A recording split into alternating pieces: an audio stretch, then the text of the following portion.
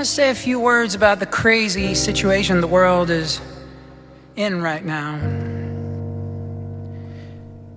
A lot of people tell me that they come to these concerts, they want escapism. Somebody wrote me, "This day, I can't wait to see your show, and this and that. I need these 2 hours of escapism." And I said, no,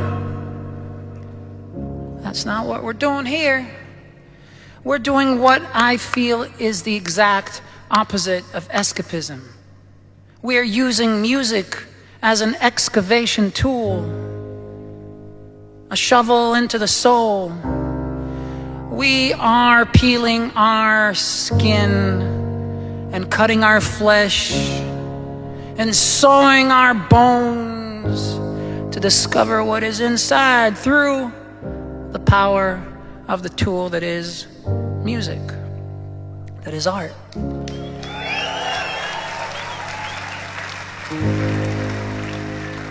And there's this thing I love about it. You see, what happens is that we are a collective of people, but we are all subjects. So this is a subjective, collective endeavor, meaning that the objective, the art, the song that I sing is never the same song for any single one of you unique and beautiful and dirty souls.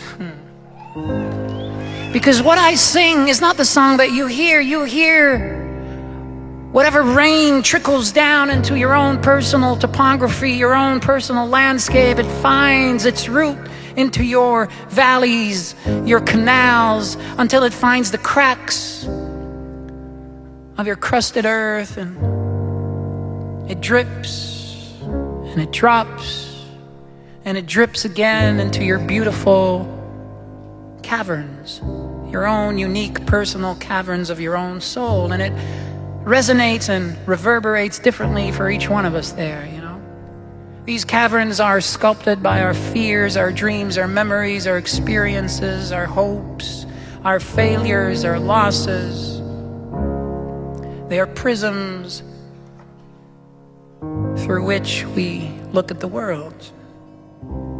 And so that's the beautiful thing about art, is that it's never binary. It's never this or that. It's always the gray area between black and white. It is never 1 or 0. It is never us and them. It is never good or bad. It is everything it needs to be. It crosses borders and it penetrates the shields of our defenses. And so instead of using it as an escapistic entertainment, we can use it as a tool into our own selves and look at our own fragility, at our own fear of meaninglessness, at our own fear of invisibility, at our own fear of finitude. Because we are all mortal, and that is the thing that unites us all. And in that shadow of the knowledge of our mortality lies the experience of the human life. And if we look at that and we don't shy away from it, if we give it beauty, and if we give it dignity through the power of song, then we have a chance to look at that fragility not as something we need to hide away, because there's no hiding it. The subconscious rules us like a marionette, whether we like it or not. So if we look at it straight in the eye and we say, okay, I'm small. Okay, I'm afraid. Okay, I'm broken. Okay, I will end one day, and everything that I ever build and everything that I ever love will end. And it is okay, because here and now I am.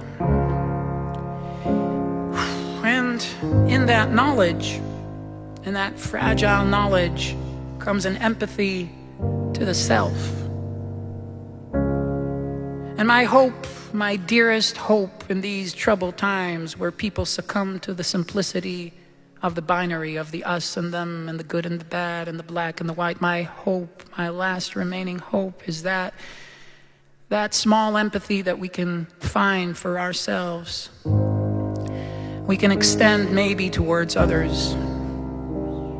create understanding, and through that understanding, maybe we can create dialogue, and through that dialogue, perhaps we can create coexistence, and a life full of dignity and beauty.